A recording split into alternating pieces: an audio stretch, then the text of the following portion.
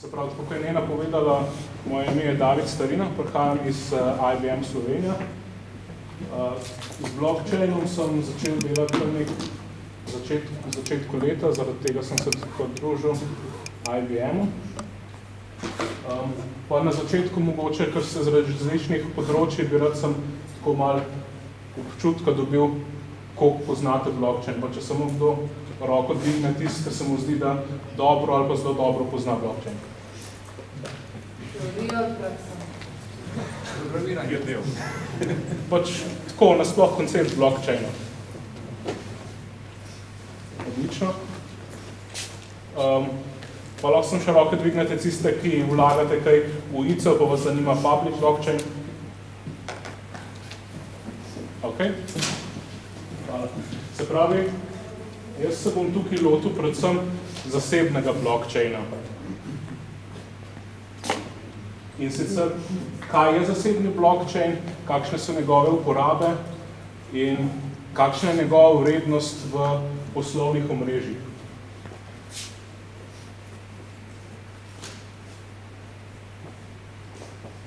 Kaj so to poslovne omrežja? Vsi prihajate iz različnih podjetij in veste, da podjetje, organizacija ne obstaja na trgu izolirano. Se pravi, eno vprašanje, boš te slajde dati v Twitter? Te slajde se bo dali videti. Se pravi, nobeno podjetje, nobena organizacija ne obstaja na trgu izolirano, ločena od vseh ostalih. Podjetja sodelujejo s svojimi poslovnimi partnerji, sodelujejo z javno upravo, sodelujejo z bankami in med temi organizacijami se prodajajo določena sredstva, storitve in na ta način se ustvarja premoženje v nekem poslovnem omrežju. To poteka znotraj različnih trgov, zdaj ali so to javni trgi, recimo razne dražbe, tako naprej, ali so to zasebni trgi, financiranje recimo nekega supply chaina, dobavne verige. In zasebni blockchain se uporablja znotraj takšnih trgov. Lahko sem še vprašam, kdo ve, kaj to ledger? Okay. Gre se za to, ledger je v bistvu način beleženja nekih transakcij. Predstavljate si recimo vaš bančni račun. Se prijavite na LB klik, vidite neke prihodke, odhodke, trenutno stanje. In to je dejansko to, sam način beleženja transakcij. Lahko bi rekli na nek način tudi neka podatkovna baza, ampak v blockchainu nočemo uporabljati izraza podatkovna baza, ker to ni nadomestilo za neko tradicionalno transakcijsko podatkovno bazo. Deluje na drugačen način in uporabljamo izraz ledger, oziroma po slovensko so to knjigovodske knjige. To je izraz, ki se uporablja v računovodstvu večinoma.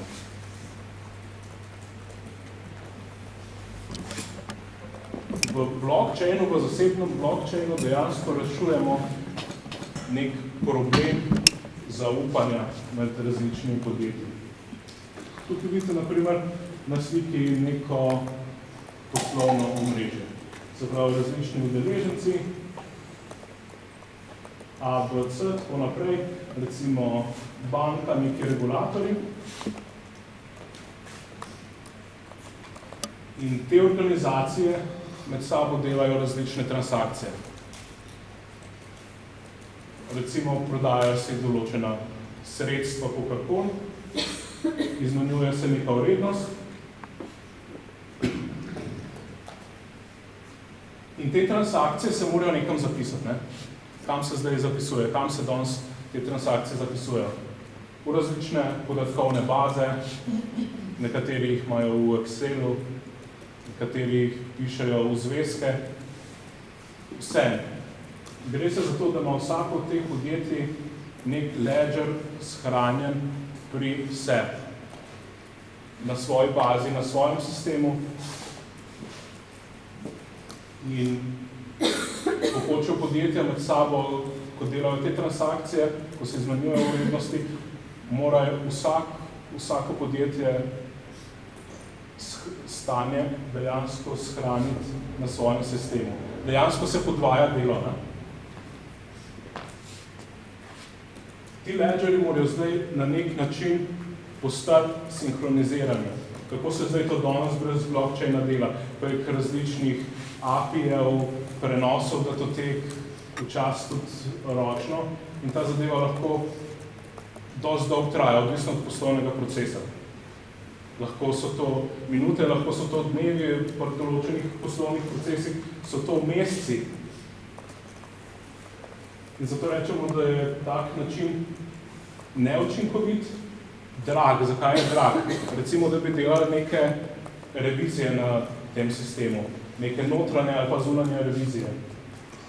Bi ugotovili, da gre tukaj enega truda in časa v to, da gre precej sredstev za to. Ne? Pa sistem je ranljiv. Zakaj je ranljiv?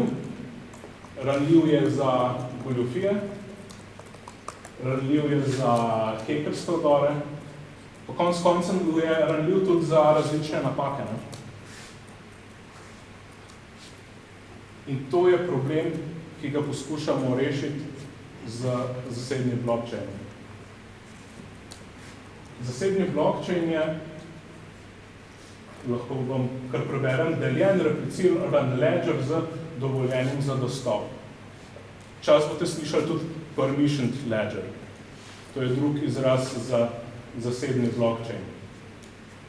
Se pravi ledger z dovoljenjem za dostop, pač v kontrastu z nekim public blockchainom, kjer se lahko prijavi kdorkoli. Če vidite, odhodom nazaj, to so dejanski isti udeleženci v poslovnem omrežju, sem slika je druga. Ko rečem deljen ledger, kaj mislim s tem? To pomeni, da je ledger eden, ampak repliciran, se pravi, vidite, da tukaj ni nobene centralne točke, kjer bi bil ledger shranjen. Ledger se deli z replikacijo. Vsak od teh poslovnih subjektov, organizacij ima pri sebi svojo kopijo podatkov, ki so na nek način s določenimi algoritmi, ki jih bom tudi pozneje razložil, sinhronizirani. Kaj pa to pomeni permission, se pravi, da ima dovoljenje za dostop? Predstavljamo se recimo udeleženca A pa udeleženca B, ki med sabo delata neke transakcije. In oba udeleženca mogoče ne želita, da vsi ostali udeleženci tudi vidijo, kaj sta se med sabo izmenjevala. Ne? In v permissioned ledgerju imamo mi možnost, ne glede na to, da imajo vsi udeleženci podatke shranjene pri sebi, na svojem sistemu, vso kopijo podatkov lahko omejimo dostop do teh podatkov. Da, na primer, lahko dostopa do njih so tisti, ki so bili udeleženi v transakciji, ali pa tisti, ki jim naknadno damo dostop, recimo razni regulatorji. To se dela na različne načine, večinoma pa s pomočjo public key kriptografije. Kaj je zdaj pomemben del tega sistema? Eno je konsens. Zdaj, večinoma poznate public blockchaine, veste, da se tam dela neko majnanje, neko rudarjanje. Kaj je namen tega rudarjanja?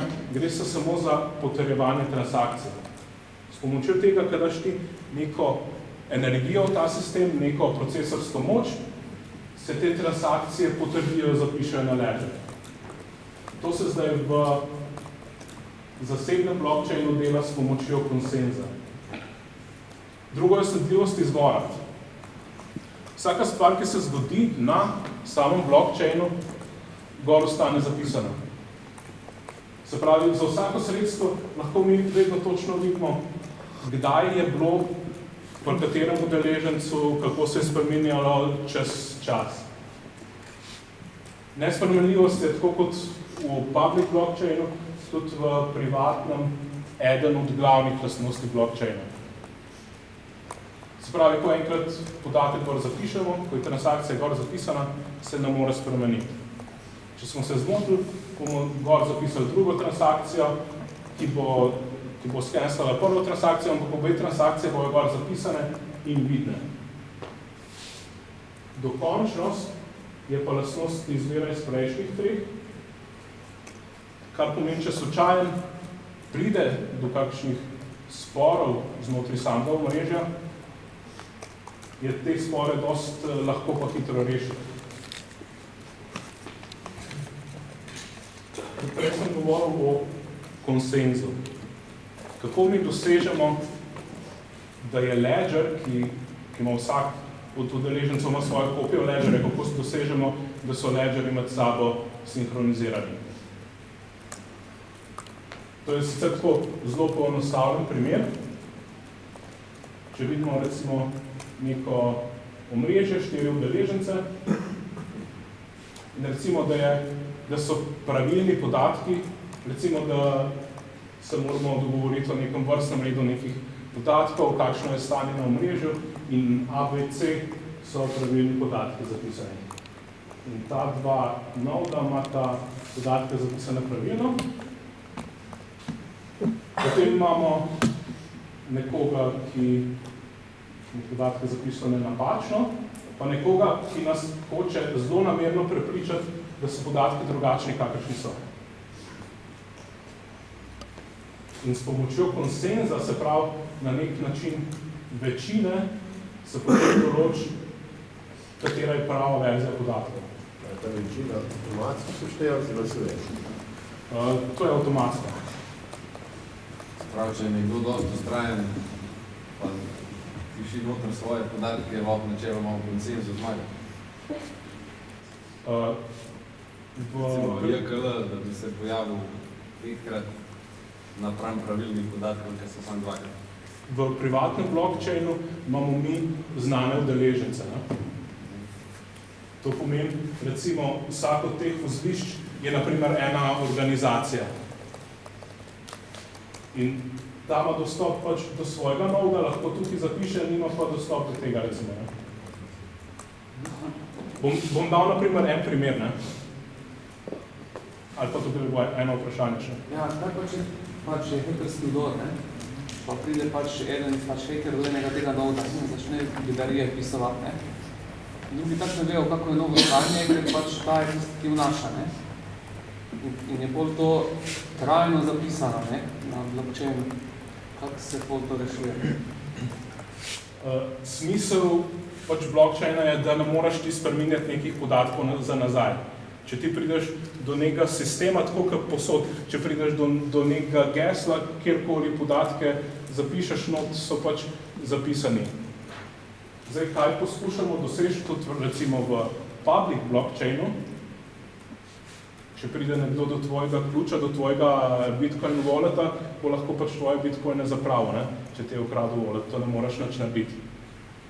Smisel blockchaina je, da ne mora nekdo zapraviti svojega Bitcoina, pol pa iti nazaj pa reči, tega nisem naredil, pa spremeniti podatkov za nazaj, ne? Bom dal recimo en primer, ne? Pač na kak način poteka ta konsens. Recimo, da vas zdaj vprašam, koliko je ura, ne? Večina se bo strinjala, da je 10 do 5. Kako če nas večina laže? Če nas večina laže, je to konsens in laž prolada. Tega ne moramo preprečiti, ja. Okay. Ampak si pa kaznovan, to je verjetno možno, ne? Da nepravilno obnašanje, pol se verjetno to ugotovi, da je bila laž, ne? Nekje, ja. Pa dobiš po repi nižje, ali tako. V bistvu se ta node, ki laže, se ga izolira in se ga ne posluša več.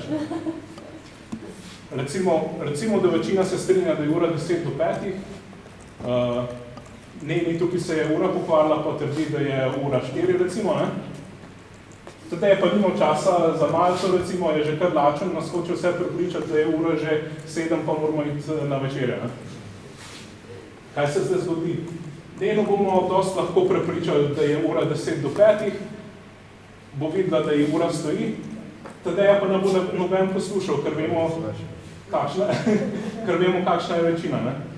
Se pravi, večina tukaj prevlada.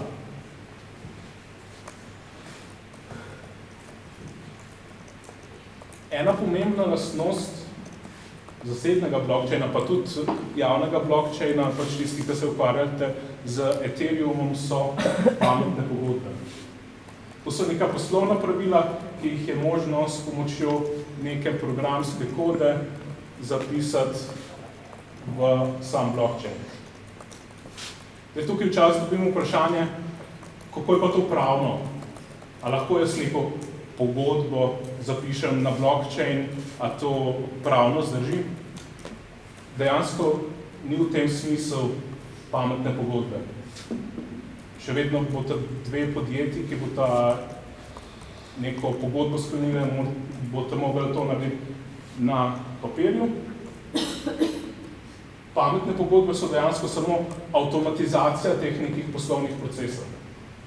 Pač programska koda, ki avtomatizira poslovne procese v udeležencu.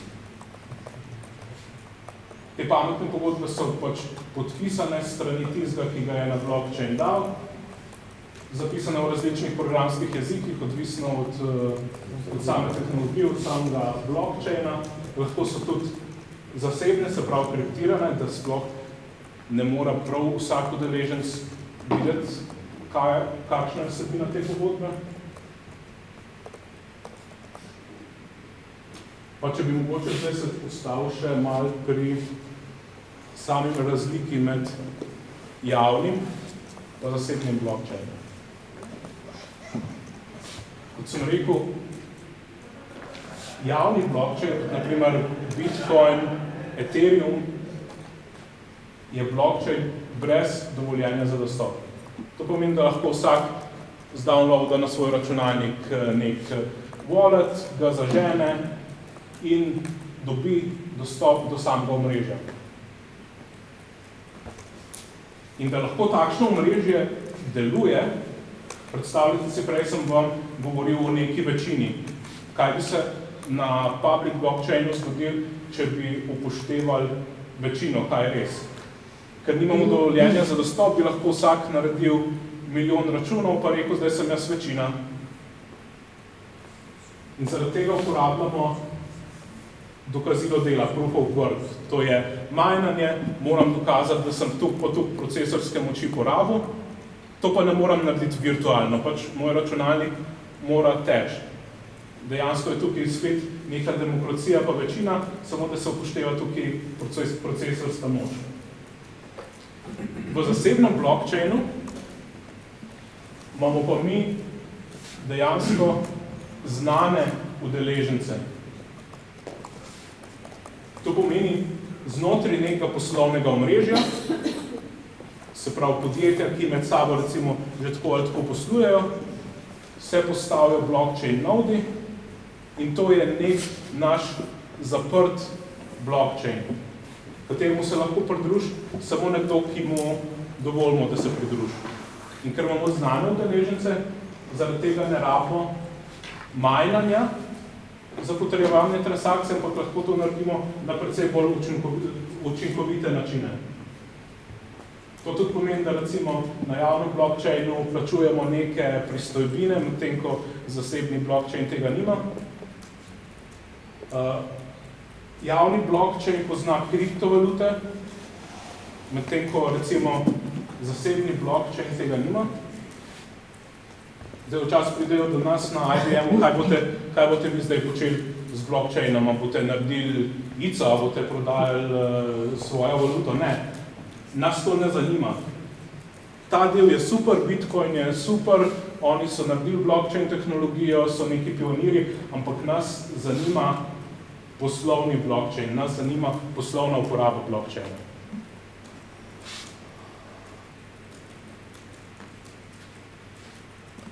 Zdaj mogoče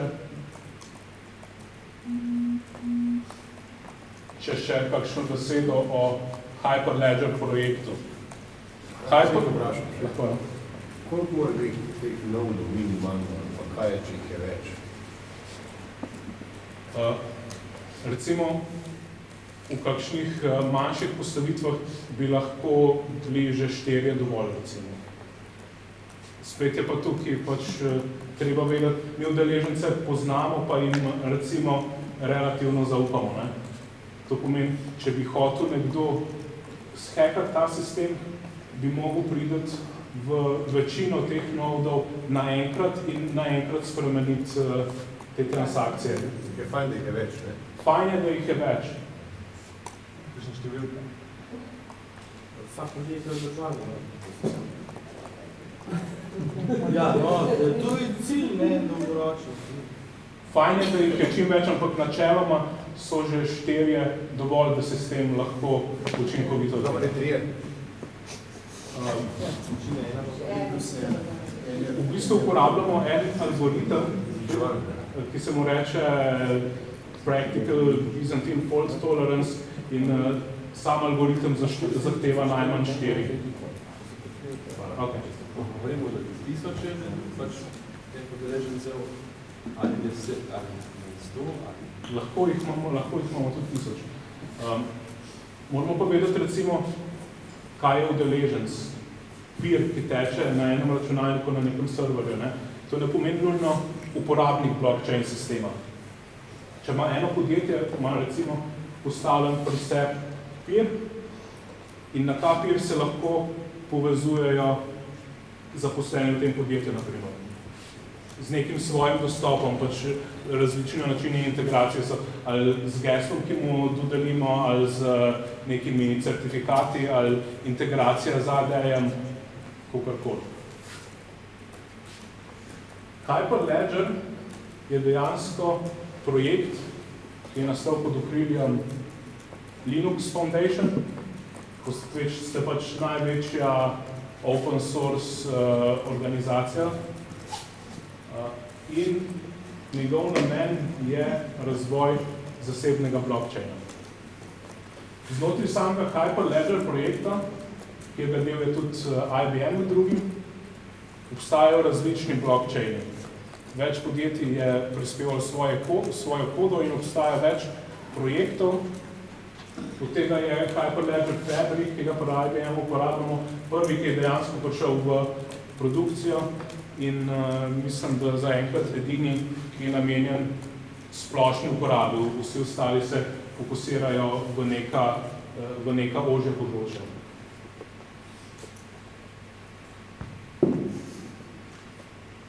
Kot sem že omenil, Hyperledger Fabric, to je ta pač naš open source produkt. Ok, open source ne moram reči naš, ne, pač IBM je tisti, ki prispeva veliko odprte kode v produkt, uporablja vtični konsens. Kaj to pomeni? Konsens, kot smo prej videli, pač način potrjevanja transakcij. To pomeni, da poleg tega Practical Byzantine Fault Tolerance PBFT konsenza, ki ga uporabljamo po defaultu, bi lahko sprogramirali nek svoj konsens. Lahko rečemo avtoritativni konsens, recimo, kar eden udeleženec reče, to je vedno res, kar sicer ne bi imeli smisla, ampak lahko tako sprogramiramo. Lahko bi tudi sprogramirali, če bi hotel proof of work v sam Hyperledger Fabric, kar v poslovni uporabi spet mogoče nima smisla, ampak lahko bi to naredili, ker je projekt narejen modularno. Kot sem že rekel, ne potrebujemo rudarjenja, se pravi, ni produkt energetsko potraten. Energija pa je potrebna. Energija je potrebna, da laufaš server. Koliko je primerjava? Ali obstaja? Procentualno, če je klasično rudarjenje zahteva 100 enot.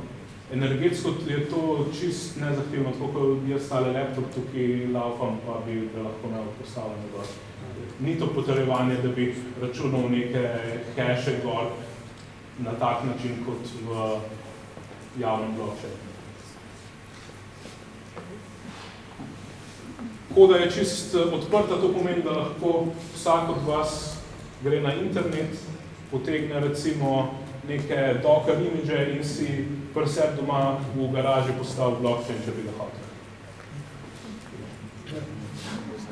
Zdaj nas sprašujejo, kaj pa ima IBM od tega, zakaj IBM ni klasično, tradicionalno znan po razvoju odprte kode. IBM, ko se je začel s tem ukvarjati, je ugotovil, da je blockchain mogoče malo specifičen. Ti tukaj ne prodajaš produkta enemu udeležencu, enemu podjetju. Pač blockchain gre v nek konzorcij, v neko skupino podjetij. In tukaj ne moraš delati, kako bi rekel, vendor blockinga, ne moraš zakleniti podjetja na enega vendorja. IBM tukaj, kaj imamo mi od tega? Mi ponujamo različne storitve, mi ponujamo svoje znanje, programiranje pametnih pogodb, integracije z zunanjimi sistemi in tako naprej. Pametnih pogodb si sam programer, ali že pravnike zraven? Sam programer, ker kot sem rekel, pač pametne pogodbe so mišljene kot avtomatizacija nekega flowa, ne kot pravne pogodbe, ki se lahko sklepajo. Kdo pa je kriv, če je narobe spremenjena? Mislim, da se je pogodba narobe izvedla. Pač programer, tukaj mora spet priti do nekega konsenza, to je pač odprto vprašanje, ki ga mora to poslovno omrežje, ta konzorcij razrešiti na nek praven način, spet ne tehnološko, kako bomo mi to zdaj potrjevali, kdo bo pregledal to pogodbo. A lahko zdaj eno podjetje pogodbo da gor, pa se ta začne izvajati, a jo bomo potrdili vsi, jo bomo pregledali vsi.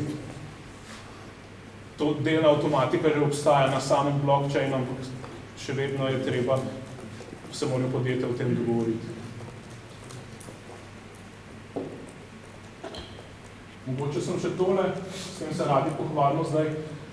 En mesec nazaj, se pravi septembra, je prišla ven raziskava. Juniper Research je vprašal 400 vodilnih v različnih podjetjih, kdo pač, koga gledajo kot vodilnega v sami blockchain tehnologiji. Tukaj spet govorimo o zasebnem blockchainu in rezultati so prišli, da je za IBM 43% udeležencev rekel, da ga gledajo kot nekaj vodilnega. Tukaj se mogoče pozna, da je IBM že dejansko 2 leti aktivno razvija to tehnologijo in da je že veliko sredstev dal to mogoče.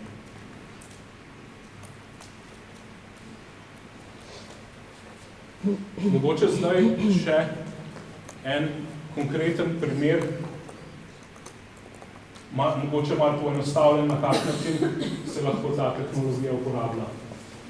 Mi bomo tudi uporabljali prenose avtomobilov.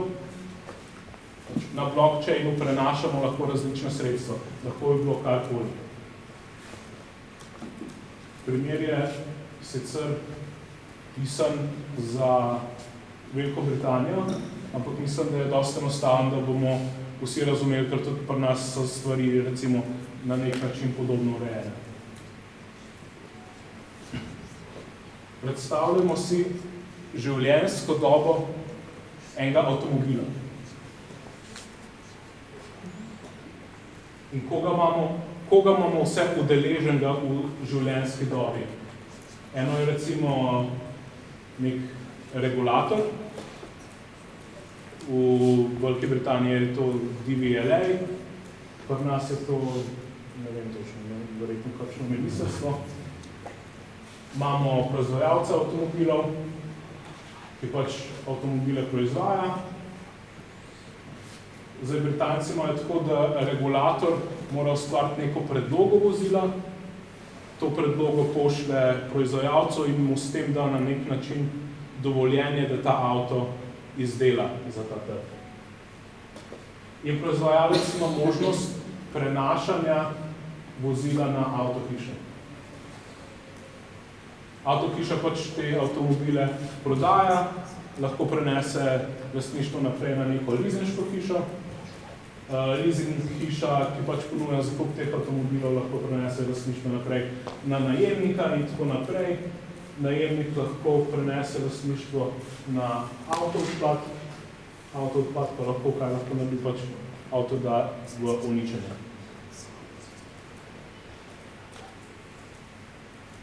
Regulator poleg tega še nadzoruje celoten proces, se pravi, ima v pogled v celotno zgodovino, kaj se je s tem avtomobilom dogaja. Se pravi, tukaj imamo 3 akcije. Eno je ustvari, se pravi, da se avto vozilo ustvari, drugo je prenos lastništva, tretje pa uničenje. In na kak način to deluje danes? Tako, ko smo videli neko poslovno mreže, vsak ima nek lastno knjigo, lasten ledger. Mogoče boste opazili, da včasih uporabljam besedo ledger, včasih knjiga, dejansko nisem še naletel na nek dober slovenski prevod.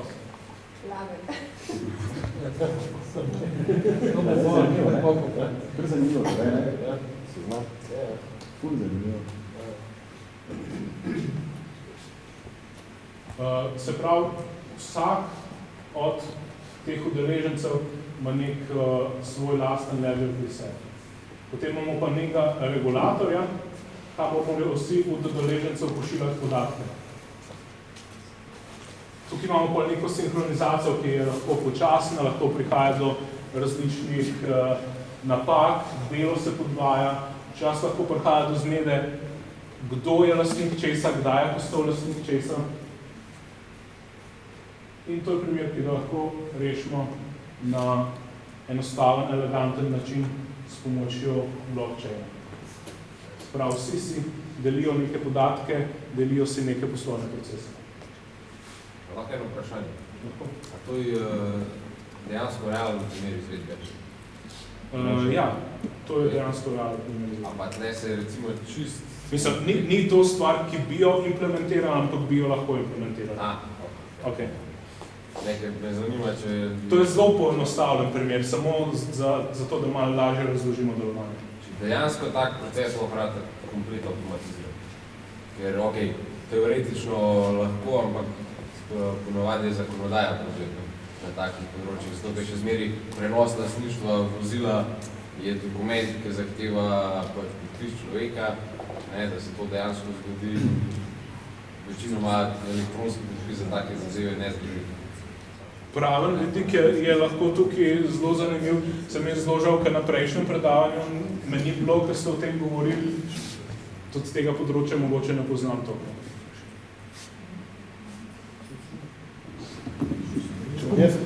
Države intenzivno iščejo take rešitve, in so one naročniki takih blockchain rešitev, in potem tudi prilagodijo, da vedno funkcionirajo.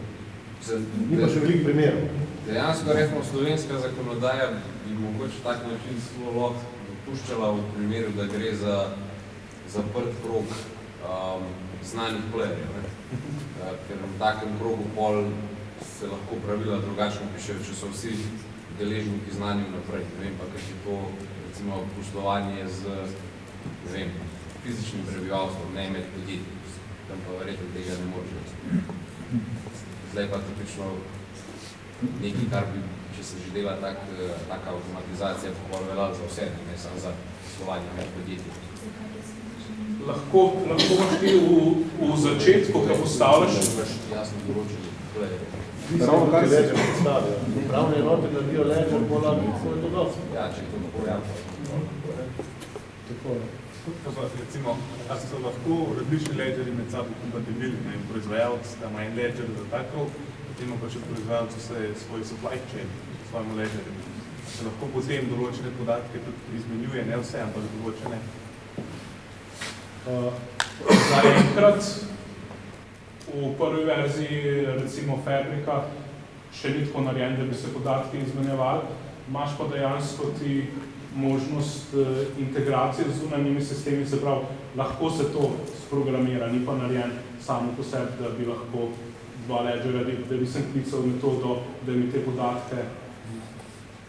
Ampak glede na to, da je sistem narejen tako, da ga je možno tudi integrirati z različnimi zunanjimi sistemi, tudi tega ne bi bil tak problem skoordinirati.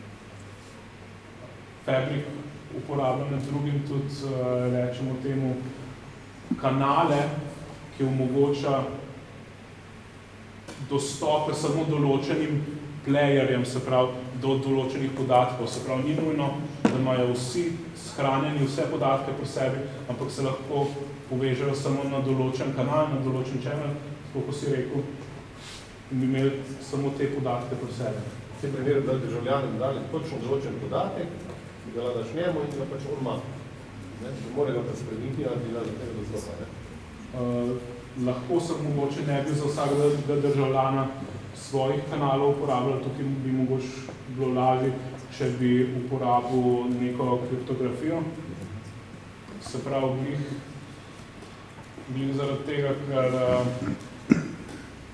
kanal gledamo kot nek svoj ločen blockchain. Se pravi, ti bi imel pol blockchain do vseh državljanov in podatki ne bi bili med sabo sami po sebi sinhronizirani.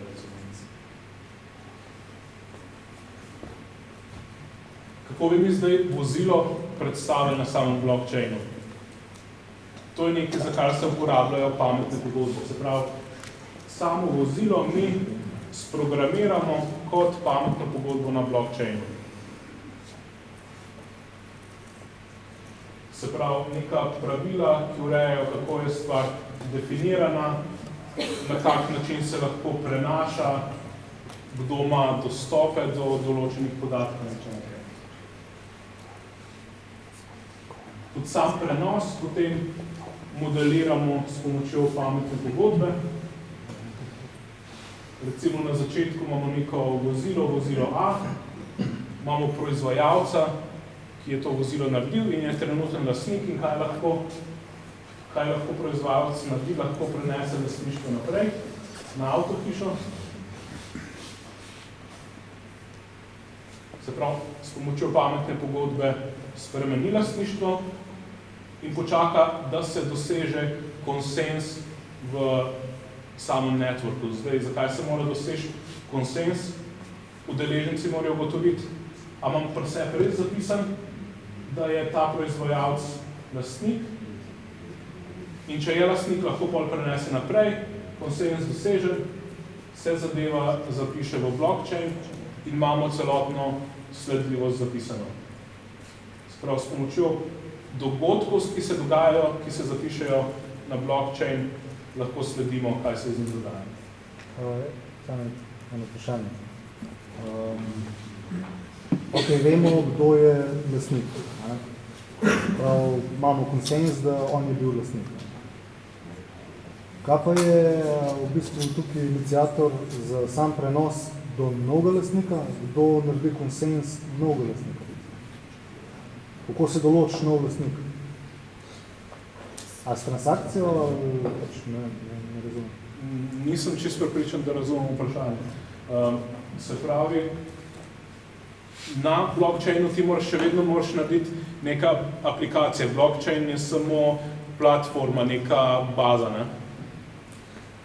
In zdaj proizvajalec se bo povezal v svojo aplikacijo in ko bo prodal zadevo naprej, bo poklikal, to sem prodal in se bo transakcija zapisal. Okay, smart contract čaka, dokler oni klikne. Ok, sam recimo, jaz kupam avto, okay. Lastnik je avtohiša. In ki meni proda avto, v aplikaciji klikne tako, da avto prenese na vas. Zakaj bi to naredil? Ja, čisto po nesreči. Da spi na tipkovod. Pač človeška napaka. Pač vsaka stvar je zapisana na blockchain. Ti lahko tudi na blockchain napišeš transakcijo, zmotil sem se, prejšnja transakcija ni bila veljavna, daj na novega lastnika. Se pravi, to je pač stvar poslovne logike, ki jo moraš sprogramirati. Tukaj je pač primer poenostavljen in ne omogočamo temu, da se zadeva zapiše nazaj, ampak s pomočjo nove transakcije se lahko spremeni lastništvo naprej.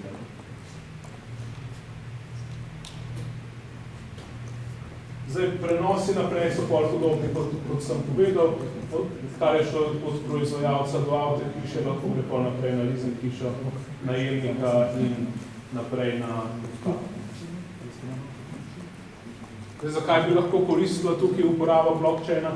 Ker imamo celotno sledljivost, kaj se je dogajalo z avtomobilom. Zapisano po nekem časovnem vrstnem delu. To nam lahko pomaga, recimo, preprečiti različne goljofije, ker če ima vsak podatkovno bazo pri sebi, jo lahko spreminja, lahko prilagaja, recimo, zagotavlja vidnost nekega izvora sredstva, odkot sredstvo izhaja, kam je šlo, kaj se je z njim v tem času dogajalo,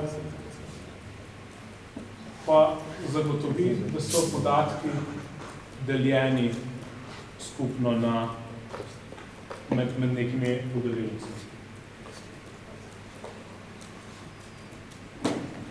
Zdaj, če pogledamo, kaj so tipični udeleženci v nekem blockchain mrežju. Eno je logično blockchain uporabniki. To so pač poslovni uporabniki, podjetja, ki sodelujejo v mrežju. Drugo je regulator.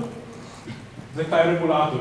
Regulator ni nič drugega kot en blockchain uporabnik, ki ima neke specifične pravice. Zdaj se nam je pač dovolj pomembno, da smo ga zapisali posebej, ampak to je dejansko samo en uporabnik blockchaina. Potem imamo storitve za članstvo, ki skrbijo za dostop do blockchaina, se pravi za izdajo nekih varnostnih certifikatov. Potem imamo razvijalca, ki programira pametne pogodbe ali pa aplikacije. Potem imamo neko integracijo, neke dogodke, ki jih lahko pošiljamo ven, ali pa podatke, do katerih lahko dostopamo. Se pravi, nekega sistema ne moramo narediti izolirano, ampak se povezuje in integrira z nekimi tradicionalnimi veri podatkov. Potem imamo pa še upravljalca blockchain mreža. To pa lahko za vsakega udeleženca, za vsako podjetje je lahko recimo drug upravljalec. To je tisti, ki skrbi za strežnik, tisti, ki skrbi za infrastrukturo. Mogoče sem na hitro še tole, kaj so sestavni deli blockchaina. Ledger pač kot osnovni del, to poznamo. Pametna pogodba, se pravi programska koda, ki teče na tem ledgerju. Omrežje za konsens, se pravi, to je ta cel tok, ki služi temu, da se transakcija potrjuje, preden se zapišejo v blockchainu. Storitve za članstvo, dogodki, ki jih pošiljamo ven, neki sistemi za upravljanje, se pravi, da lahko ustvarjamo ali pa spreminjamo neke dele blockchaina. Potem imamo denarnico, tukaj, da vas ne bom zmedel, nimamo coinov, denarnica, wallet tukaj pomeni, to je del, kjer se shranjujejo certifikati neke varnostne poveljnice. Potem pa sistemska integracija, ki sicer ni del celega, ni del samega sistema, ni del blockchaina, ampak je zelo pomembna za uveljavitev tega v poslovnem omrežju. Kako pa je izdogajanje Noordung oziroma stanovanjem, ali to je pač inžinski konsens, da se nekoga ne da v Starina, sami dobiš Tukaj spet treba je narediti nek konsens med podjetji, med samim poslovnim omrežjem, potem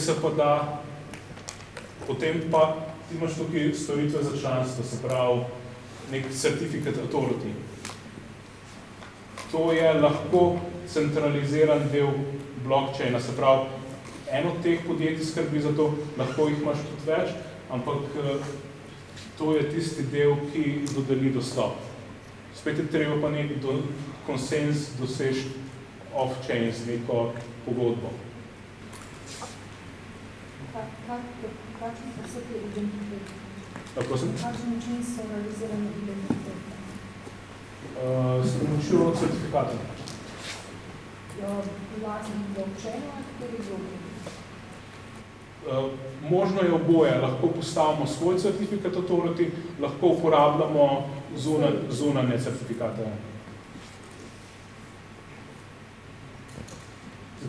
Kako poteka recimo nek razvoj, sem tako mogoče na hitro, nek razvijalec, lahko imamo enega ali pa več razvijalcev, ki razvijajo različne stvari, ali same aplikacije, ki se s pomočjo nekega SDK-ja, nekih API-jev povežejo na sam blockchain, na pametne pogodbe, pa razvijalca, ki razvija same pametne pogodbe. Potem imamo pa v Ledgerju dva dela. Eno je trenutno stanje, nek world view, bi rekel. To je, kakšno je trenutno stanje podatkov. To je zapisano v neki podatkovni bazi. Če ste pozorni, tukaj imamo akcije get, put, delete. Zakaj zdaj delete? Če smo rekli, da ne moreš podatkov zbrisati. To je dejansko sem delete iz trenutnega stanja, iz world state-a. Potem imamo pa mi tukaj blockchain, ki si beleži zgodovino in znotraj tega blockchaina pa vidimo, kaj se vse dogaja, kaj vse bilo. Kaj pa beležimo dvakrat? Ne beležimo dvakrat, pač še sistem poskrbi,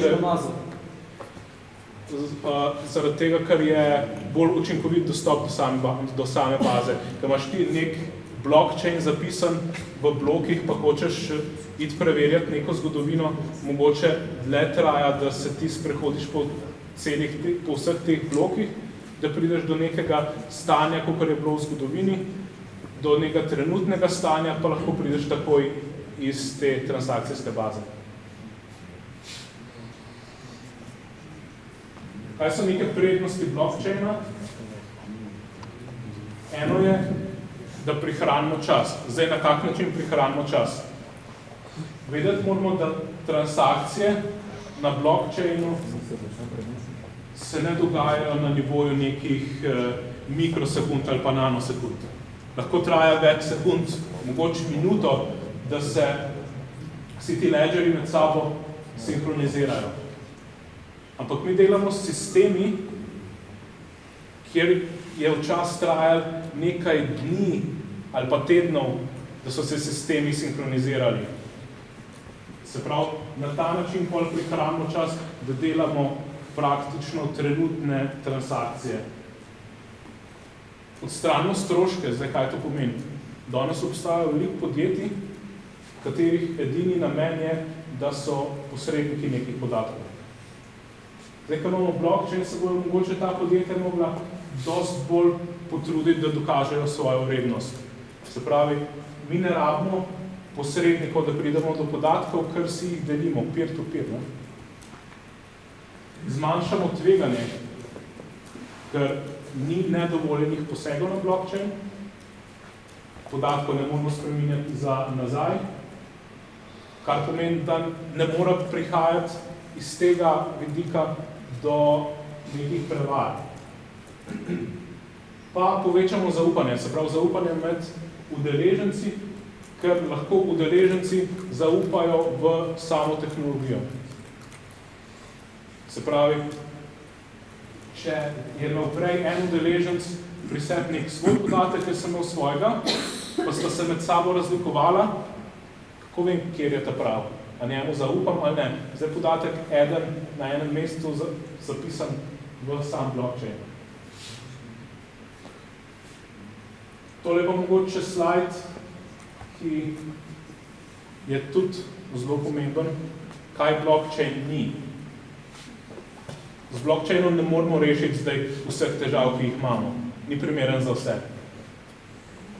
Ni primeren za recimo časovno kritične aplikacije, kjer rabimo, da se znotraj mikrosekunde nekaj zgodi. Ni primeren, ko imamo samo enega udeleženca. Blockchain se vedno postavlja znotraj nekega poslovnega omrežja. Se pravi, če bi hotel postaviti blockchain znotraj enega podjetja, to nima smisla. Ja, ok, mogoče, ko delamo nek proof of concept, da pokažemo, kako tehnologija dela, tako naprej, je to smiselno, ampak načeloma se ta tehnologija uporablja znotraj poslovnega omrežja. To tudi ni zamenjava za replicirano podatkovno bazo. Podatkovne baze so sistemi, ki se razvijajo že več 10 let in imajo svoj namen in imajo svojo učinkovitost. Vedeti moramo, da na blockchainu se dogaja neka kriptografija, dogaja se nek konsens in ne bojo nikoli toliko učinkovite, kot so transakcijske podatkovne baze. To tudi ni neka zamenjava sistema za izmenjavo nekih sporočil, na primer. Tudi vedeti moramo, da je hitrost transakcije omejena. Zdaj, na primer, kot veste, recimo pri Bitcoinu na celem globalnem ledgerju je trenutno omejitev, mislim, da lahko 7 transakcij na sekundo delamo. Na Ethereumu je to 14 transakcij na sekundo, globalno. Zdaj pa v Hyperledgerju, glede na to, da so algoritmi drugačni, je to tako nek 1000 transakcij na sekundo, recimo. Kar je dosti boljše, ampak še vedno je omejeno v primerjavi z transakcijskimi bazami. Če gremo mogoče še na par primerov uporabe, zdaj recimo v finančni industriji so se dosti osredotočili na to, zdaj delamo recimo nek primer z Sberbankom. V energetiki oskrbovalna veriga je recimo zelo tak zanimiv primer. Same business-to-business pogodbe recimo, ne? Kot sem rekel, pogodbe morajo pravno, da pravno zdržijo še vedno biti podpisane nekje na papirju, lahko pa pogodbene dogovore avtomatiziramo na blockchainu. Proizvodna oskrbovalna veriga. Predstavljajte si recimo proizvajalca nekih avtomobilov. In avto je sestavljen iz več različnih sestavnih delov, ki so prišli tudi od različnih dobaviteljev. Lahko je recimo en sestavni del za pač tovarno dela več različnih dobaviteljev. In recimo, da je prišlo do serijske napake pri enem teh delov. Kaj se danes naredi? Podjetje bo moglo odpoklicati vse avtomobile, jih odpreti, pogledati, a je noter vgrajen ta sestavni del tega dobavitelja, kjer je prišlo do napake, in če je ga zamenjati, vse ostale pa pač poslati nazaj, reči, ok, z avtomobilom je vse v redu. In to je pač drag sistem. Če bi imeli neko sledljivost, odkot so ti deli prišli, bi lahko pač odpoklicali samo tiste avtomobile, kjer vemo zdaj, da je vgrajen ta sestavni del in s tem prihranimo. Mogoče vam pokazal že zdaj še, koliko je ura? Ne, sekund. Okay. Če vam pokažem še 2 kratka videa, kaj delamo z Merskom. En proof of concept je bil narejen. Mersk vsi poznate kot shipping company, potem pa še z Walmartom, kaj je bilo narejeno. The following is a demonstration of how IBM and Maersk are partnering to digitize and simplify global trade using blockchain to create trust and transparency in the supply chain. Global trade functions much as it has since the introduction of the shipping container in 1956. Manual, paper-based processes are still common, and information about the status of goods is locked away in organizational silos. Today, 90% of goods in global trade are carried by the shipping industry, with the supply chain slowed by the complexity and sheer volume of point-to-point communication across a loosely coupled web of land transportation providers, freight forwarders, customs brokers, governments, ports, and ocean carriers. IBM and Maersk are addressing this problem with a distributed, permission platform accessible by the supply chain ecosystem designed to exchange event data and handle document workflows. Maersk and IBM are employing blockchain technology to create a global, tamper-proof system for digitizing trade workflow and tracking shipments end-to-end, eliminating frictions including costly point-to-point communications. The collaboration will launch with the potential ability to track millions of container journeys per year and integrate with customs authorities on selected trade lanes. In a recent test by Maersk, shipping a single container of flowers from Kenya to the port of Rotterdam resulted in a stack of nearly 200 communications. Using this example, we will examine how blockchain has been implemented to create trust and security in the digitized document workflow and improve the efficiency of global supply chains. Here we can see each distinct entity involved in the transaction: the growers, export authorities, ports, customs, and importers. Shipping from the port of Mombasa requires signatures from 3 different agencies approving the export and 6 documents that describe the origin, chemical treatments, quality of the produce, and customs duties. Firstly, using a PC or mobile device, the Kenyan farm submits a packing list that becomes visible to all participants. This action initiates a smart contract that enforces an export approval workflow between the 3 agencies. As each agency signs, the status is updated for all to see.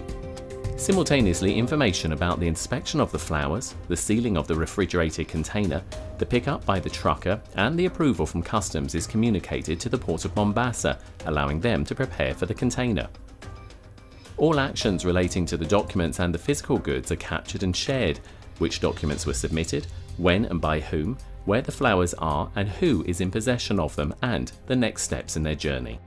Flowers are perishable, so it's crucial that there are no delays or missteps. Blockchain provides secure data exchange and a tamper-proof repository for these documents and shipping events. This system could significantly reduce delays and fraud, saving billions of dollars annually.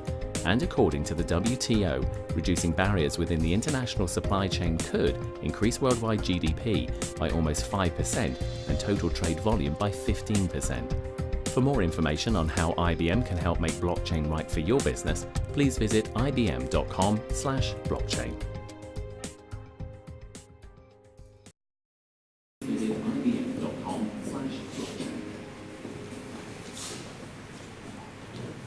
Pa mogoče še glede supply chaina,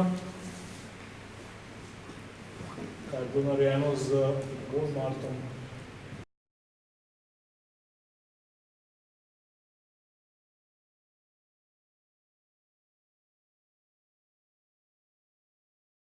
I purchased a pack of mangoes. I came into my staff meeting, I put them on the table, and I said, your traceback exercise starts right now. And we timed how long it took them to get the information for each point in the food system all the way back to the farm. And I'm not going to give you the results after the pilot, but it's going to be good. When a customer shops in our stores, we know they expect great prices. We know they expect fast, clean, and friendly service. But an unspoken expectation is that they expect the products that they buy in our stores to be safe. You know, when there's a food event or a food scare, what you want to do is you want to be fast, but you want to be right. That food product is guilty until proven innocent. We at Walmart will actually pull all of the product until we know what is the implicated product and we can put the safe product back out. And so imagine if we could pinpoint with certainty within minutes, not days, that it was the implicated product. Walmart and IBM are working to make that a reality. If you think about the food system, it's pretty complex. It involves farmers, processors, distributors. And the way traceability is done today, each segment of the food system does it their own way. Most actually do it on paper or on systems that don't speak to each other. And so you can never have a full view of what's happening in the food system. What we hope to do with blockchain is bring all food safety system stakeholders and collaborate so that we do it one best way. We can do it very quickly and efficiently. Blockchain is a digital ledger that allows different segments of the food system to capture information about the product, what they've done to it, where that product has been. If we're linking that data with other data points, the Internet of Things, all that information will yield to insights that will allow us to have a safer, more affordable, and sustainable food system. But we don't believe traceability is the goal. We believe that transparency is the ultimate goal. Blockchain will give us the ability to not only track where food came from, but how it was produced. Was it produced safely? Was it produced responsibly? Is it sustainably grown? how many dates of shelf life are left on that product. The food system is a shared responsibility, and for blockchain and traceability and transparency to work, we need a lot of people working together. And so we're excited to be working with IBM on this blockchain initiative. But it's not just Walmart and IBM. We actually have some of our suppliers participating in this pilot. We've got some universities also participating in the pilot. And so we'll make sure that all stakeholders work together for a safer and better food system.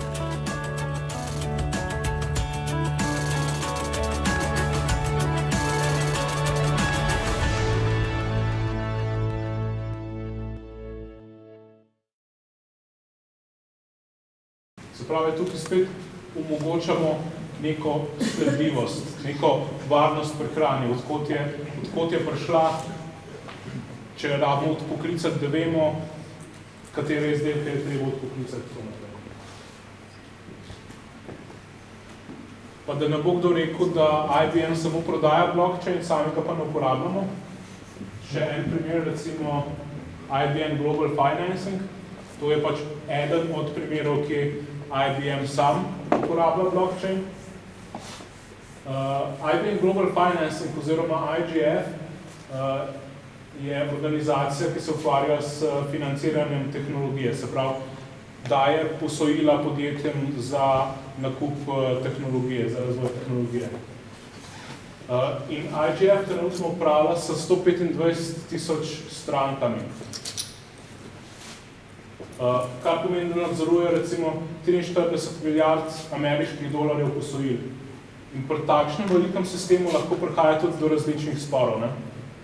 IBM je ugotovil, da je teh sporov več kot 25,000 naprimer na leto.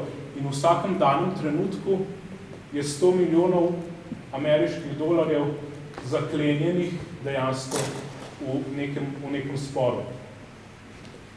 In s pomočjo samega blockchaina je IGF zmanjšal čas, da rešijo te finančne spore za 75%.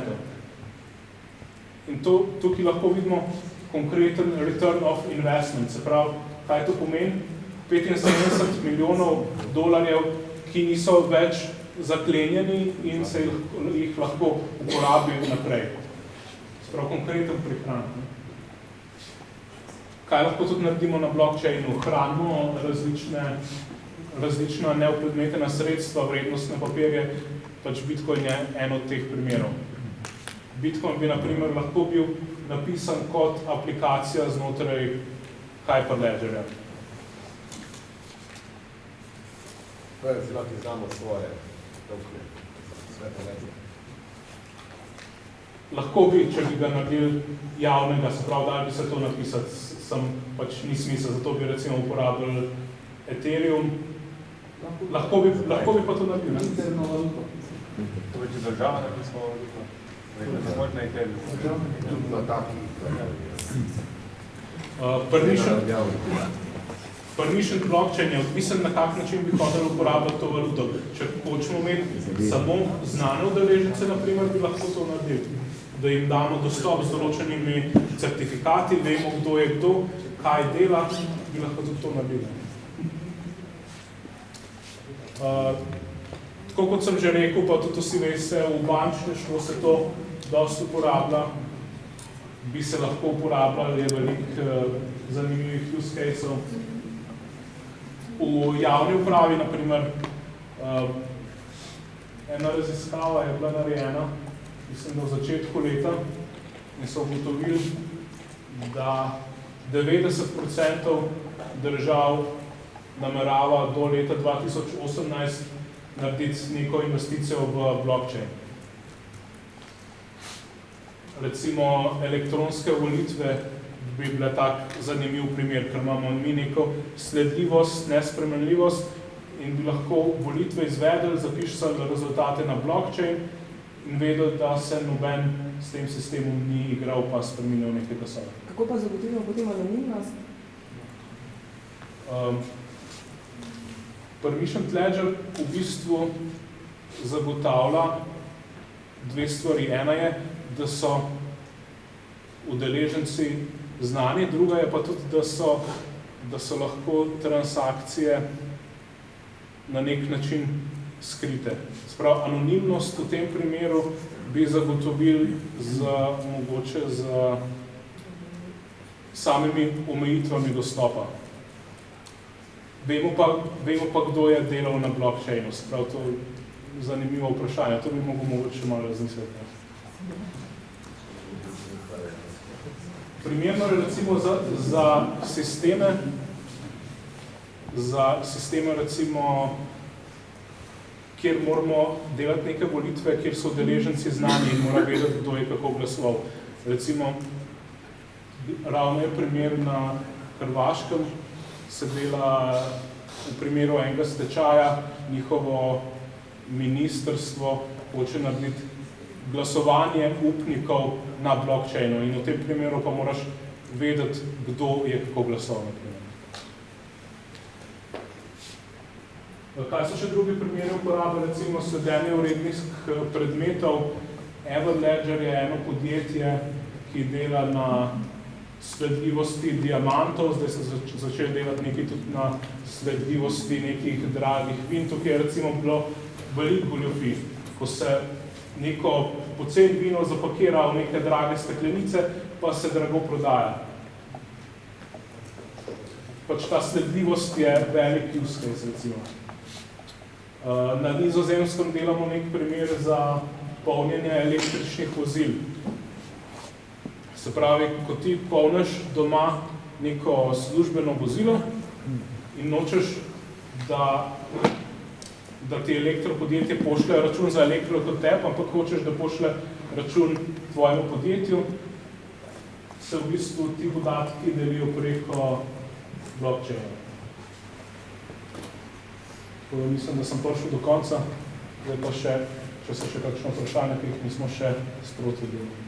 Ja, mene zanima, recimo, da so 4 akterji v mreži ABCD in recimo B se laže, C nezavedno pač zavaja, D pa je recimo bil zbombardiran node serverje, njih več. Stane samo A. Kaj je pol, da dostojna točka? Tukaj je problem. Zaradi takšnih primerov je potem boljš, da imamo več nodov. Ali pa se da nekako cel blockchain za client nekaj ima posebej, mislim, čisto stran. Še vedno je možno, recimo ta primer, ki si rekel, da je nekdo imel zbombardiran svoj del. To so pač podatki, ki se jih da tudi backupirati, pač svoje podatke, svoj node lahko zbackupiraš, pa ga lahko na novo postaviš. Če imaš recimo majhen node, v nasprotnem primeru, če imaš veliko udeležencev, tudi če je tvoj node zbombardiran, se boš ti povezal nazaj gor in boš dobil podatke od ostalih sinhronizirane. Prosim. Ko sam komentiram to vprašanje, ne smemo pozabiti, da je to zasebni node. In node so kontrolirani. Ti ne moraš kar postaviti doma node in se dovoliti. Ja. Se pravi, kot prvo moraš biti dovoljenje, da smo postopaš v omrežje. Omrežje je ponavadi, ki je na enem cloudu, ki je že itak nadzodovan, pa na več različnih pač lokacijah po cloudu, tako da stvar je malo drugačnih materijalnih. Hvala. Se vprašam, ta Hyperledger, je on baziran na kakšnem obstoječi blockchain tehnologiji tipa Ether? Hyperledger Fabric ali ste razvili je razvit iz nule. Mislim, da je IBM pred par leti ali pred 1-2 leti je že nekaj poskušal, nekaj eksperimente je delal na Ethereumu, so ugotovili, da je boljš za zaseben blockchain narediti svojo kodo od začetka iz nule, da imamo neko modularnost in tako naprej. A bi se dal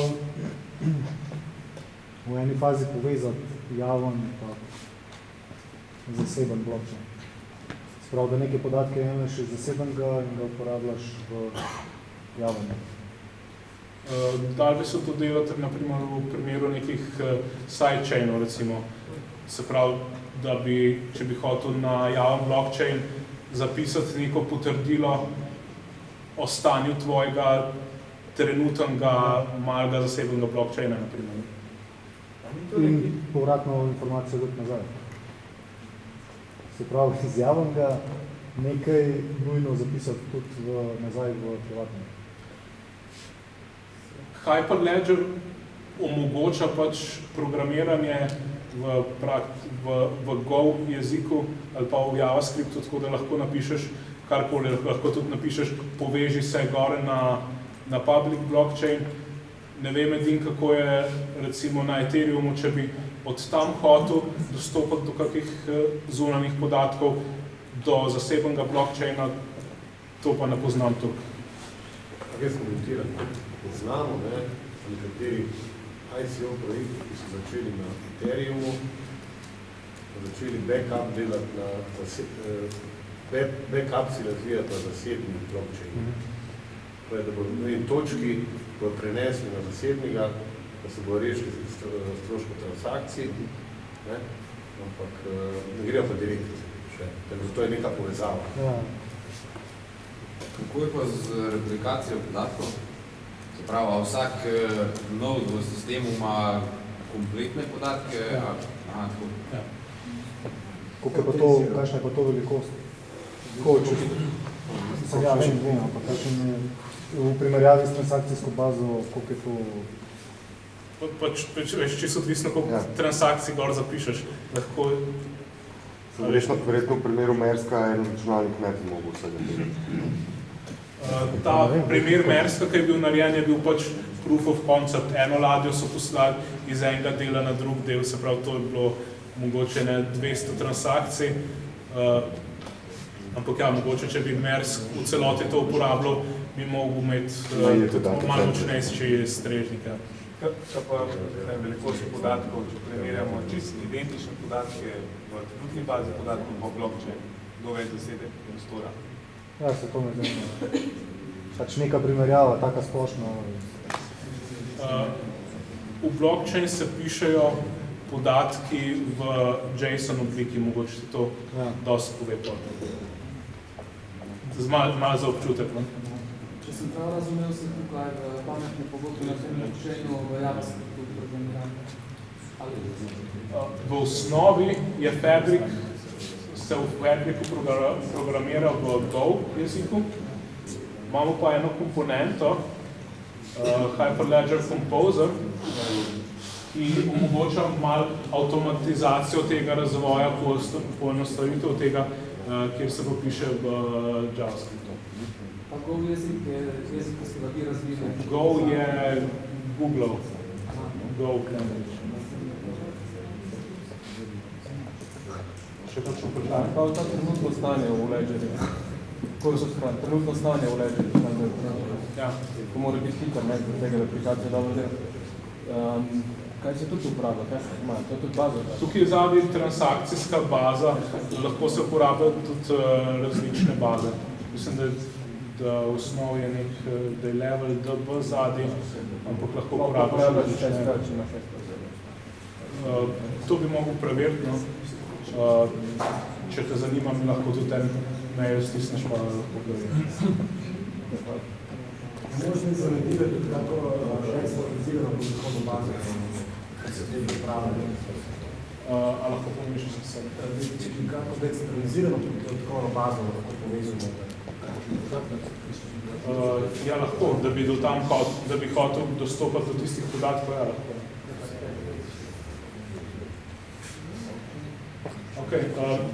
Če ni še kakšnih dodatnih vprašanj? V pametni pogodbi napišeš to, da on naj dostopa do zunanje baze?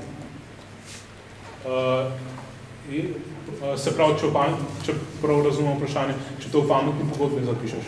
Če lahko napišeš v pametni pogodbi, poglej trenutno stanje, ne vem, vrednosti kovanca nekega na trgu, recimo, pa pol zračuna nekaj, pa pol naredi nekaj še na privatni pogodbi.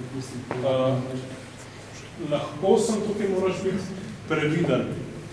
Mi delamo z sistemi, ki morajo biti sinhronizirani. Se pravi, ko ti izvedeš neko transakcijo, moraš biti prepričan, da ti bo na enem peru in na drugem peru dala isti rezultat. Drugače ne bo prišlo do konsenza. Se pravi, če boš ti uporabil nek timestamp ali pa hotel dobiti neko random številko tukaj pa tukaj, ko boš prišel do različnega rezultata, se ne bo zgodil konsens in zadeva se ne bo mogla zapisati na blockchain. Še kdo slučajno? Imate dosti sodelavcev, zdaj ki dela na to, je to nek poklic, ki se razvija. Je veliko naročil v Sloveniji. V Sloveniji to sicer se dogaja, ampak še iščemo primere. V Sloveniji smo v bistvu trenutno 2 do 5, odvisen, pač 2, ki se full-time s tem ukvarjava, pol so pa še 3 sodelavci, ki poznajo zadeve, pa iščejo stranke, imajo predavanja, ampak... Namerja veliko dela, da se nauči še to, kot je to? Ne, ni. Če pač poznaš sam JavaScript, lahko začneš programirati. Koliko je pa tem pilotov v Sloveniji samem? Koliko je zanimanja slovenskih posameznikov? Nekaj zanimanja je. Na nekih projektih tudi delamo, samo ne moram zdaj povedati, koliko pa kateri so ti projekti. Računamo, da bomo dobili tudi kakšno javno referenco v kratkem, ki jo bomo tudi objavili, ampak zaenkrat, kar se dela, so pa še poslovne skrivnosti.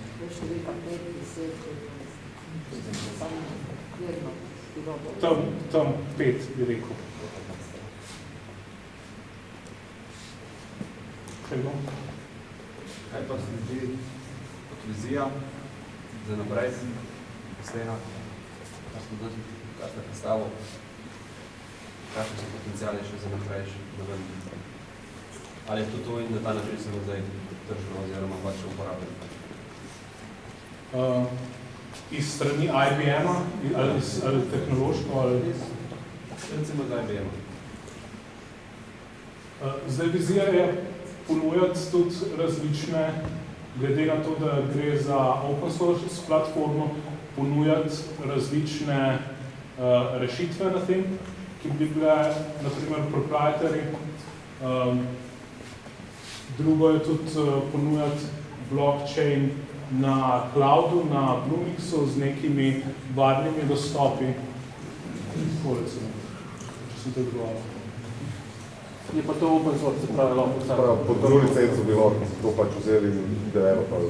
Ja, mislim, open source lahko si potegneš kot uporabnik.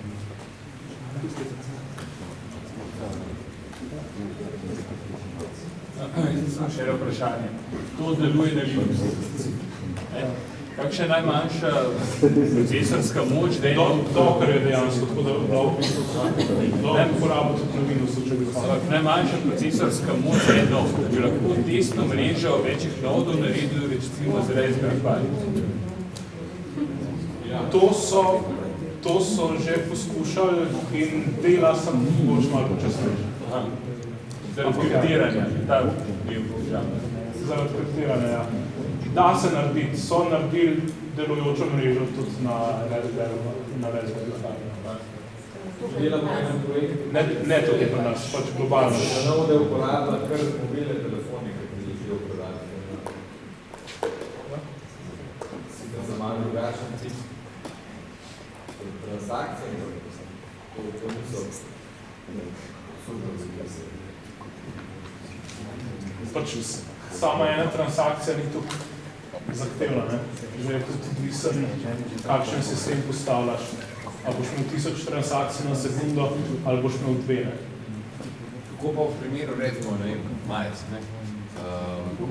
da si en mali dobavitelj v celi tej verigi, moš imeti pol cel nikol ledger pri sebi? Ali kako to rečujete? Recimo, dejansko, da verjetno ni malih dobaviteljev. Za v prihodnosti se načrtuje tudi tako, da bi imel ti pri sebi dejansko sem tiste podatke, ki jih rabiš. Zdaj v verziji 1.0 pa rabiš ti vse podatke imeti prav pri sebi. Mogoče še kdo? Pol bi pa mogoče meni prepustil besedo, mogoče za delavnice. Če imamo še kaj časa. Bravo.